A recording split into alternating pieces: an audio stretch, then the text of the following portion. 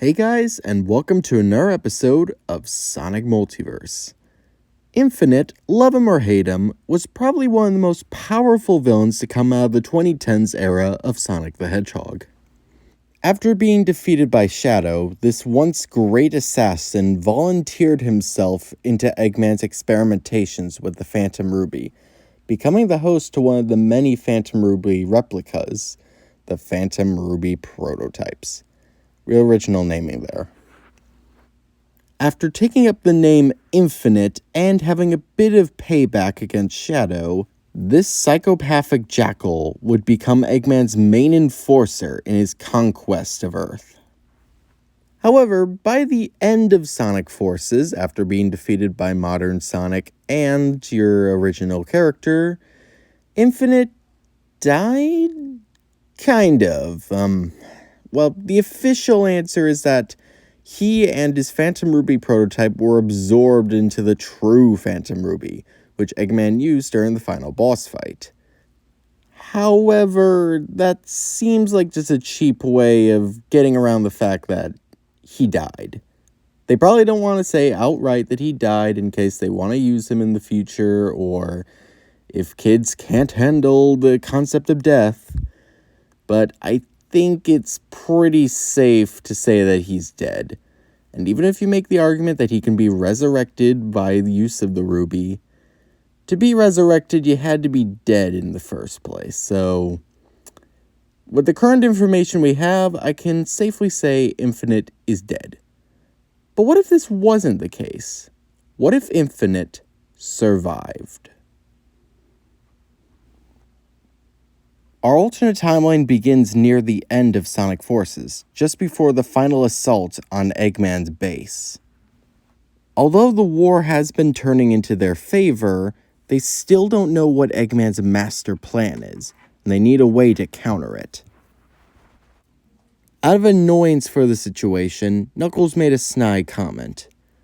I miss the days when it was simply a race for the emeralds. That one choice of words gives Sonic an idea.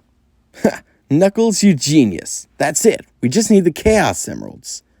Knuckles seems unconvinced. You think we haven't tried, Sonic?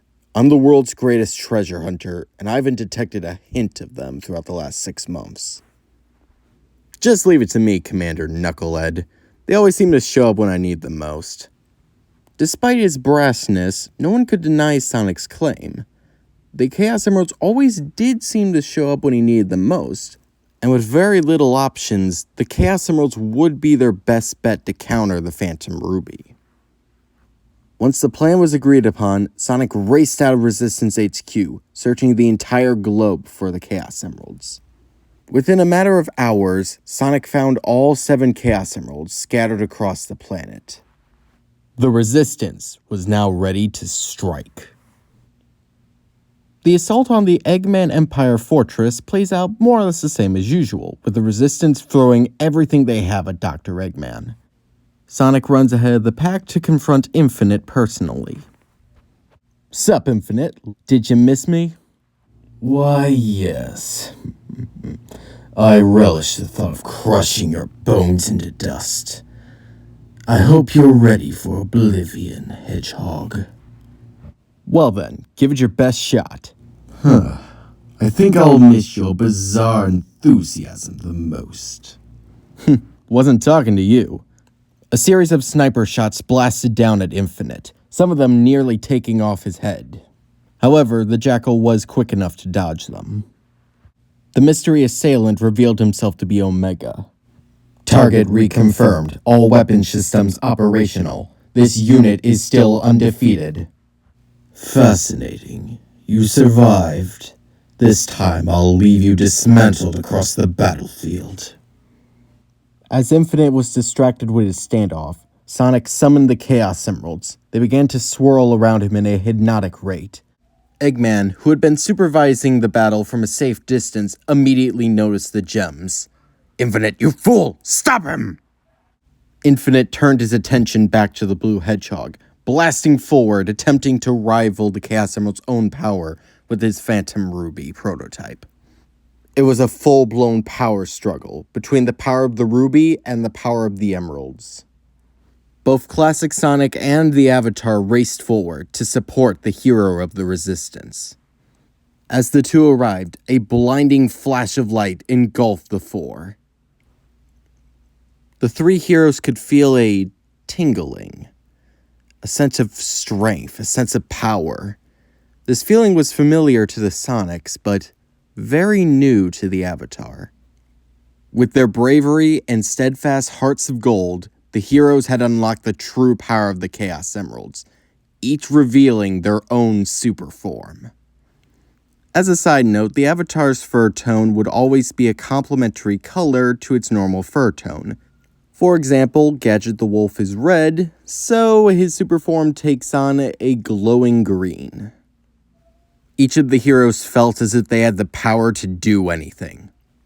However, as they looked across the battlefield, they saw something concerning.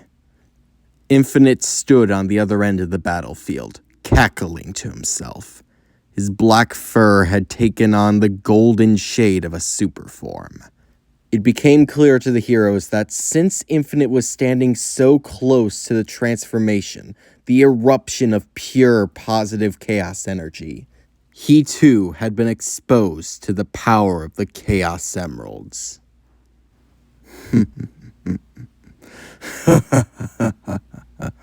You fools. In your feeble attempts to stop me, you've only granted me more power. Sonic gave a small wave to the Resistance, wordlessly telling them to clear out. Things were about to get messy. Infinite was the first to attack, using the power of the Emeralds to boost his own abilities exponentially. His illusions were far more deadly than before. However, thanks to their own respective super forms, the heroes were able to tank Infinite's attacks. The group began to attack Infinite from all sides at near light speed. Modern and Classic Sonic split off from the Avatar, spiraling around each other in an increasingly fast supersonic boost as they slammed into Infinite at full force. Even to this unstoppable jackal, that one had to hurt. However, before Infinite could even recover, he quickly realized what the Avatar was doing. Using his newfound strength and speed, the Avatar destroyed the supports of the Imperial Tower. The once imposing structure collapsed on top of Super Infinite. Finally tired of just sitting back and watching the carnage unfold, Eggman revealed himself in his most powerful mech to date, the Phantom Egg prototype. Yes, I know this thing is technically called the Death Egg robot, but this alien-looking thing is definitely not a Death Egg anymore. The battle splits off two ways, with the Avatar taking on Super Infinite, while the two Sonics take on Dr. Eggman. Despite Infinite holding the power of the prototype Phantom Ruby and the Chaos Emeralds, the Avatar still seems to be just as powerful as him. You insignificant weakling. How? The Avatar responds by kicking Infinite in the face. You'll pay for that. Infinite creates an illusion of the sun, preparing to burn the heroes where they stand. But just then, the Avatar reveals his own trump card, his own copy of the Phantom Ruby. Infinite is in shock. He thought he had destroyed all the other prototypes, but before he could even react, the Avatar blasted forward at light speed, jamming his prototype into the heart of Infinite's own prototype, destroying them both. Infinite was sent flying from the blast, knocking him onto the ground unconscious, where his super form ended. From there, the Avatar rejoined the two Sonics as they performed the triple boost, destroying Eggman's mech. The obese Overlord is sent flying off into the distance as his device begins to implode on itself. Next to the remains of the Phantom Egg prototype, the supersonic heroes return to their base forms. As the trio begin to celebrate, they suddenly hear something rummaging through the remains of the mech. Infinite suddenly reveals himself, now holding the true Phantom Ruby, the one that had powered the Phantom Egg prototype. "You," Infinite states, sounding more psychotic than usual. "You believe me defeated? You think I'm just another weakling, another pathetic villain that you can just toss aside? No, I will not be tossed aside. I will not be forgotten. My power, my legacy, is far more than infinite." The mad jackal begins to push the sharp ruby into his chest. He can feel it cutting through his fur and flesh, but he doesn't care. He just needs the power. At last, the ruby activates. Infinite then looks around him, summoning the Chaos Emeralds back to him with the power of the ruby. "My power, my legacy, will be eternal." Eternal, as he now dubs himself, attempts to combine the power of the ruby with the emeralds once more. However, he underestimated the power of the true ruby, and more importantly, failed to consider how it would react with the Chaos Emeralds. Eternal began to phase out of this reality, until there was nothing left. With Eternal's disappearance, the Eggman Empire had finally fallen. The Resistance had won. A minute or two later, Classic Sonic began to disappear as well. Without the Phantom Ruby, there was nothing left tethering him to this reality.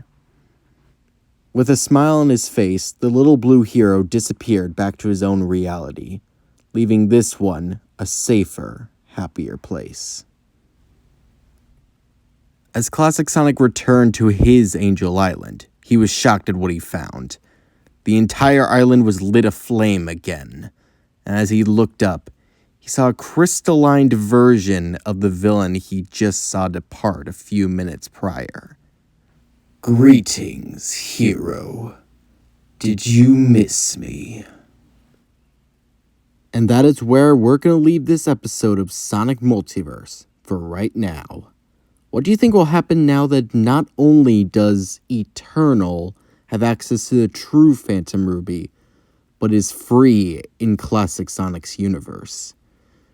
Leave your theories in the comments below. I'm ComFan13, and have a good day.